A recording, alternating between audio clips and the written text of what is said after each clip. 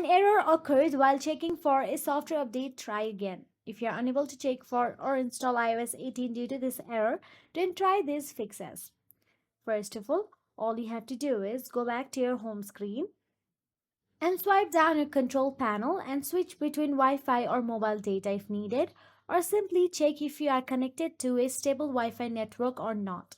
Also try restarting your Wi-Fi router or try connecting to a different stable Wi-Fi network.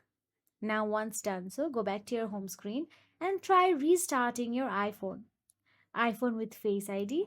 All you have to do is press and hold power plus volume down and slide to power off and turn it back on. And iPhone with home button, press and hold the power button and slide to power off and restart. Now, once you have restarted your iPhone, simply go back to your home screen. Now here all you have to do is tap on the settings app option available there.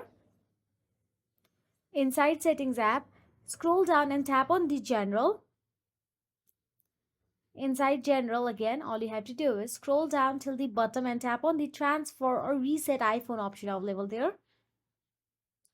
Once in there, tap on the reset. Then tap on the reset all settings and reset all your iPhone settings.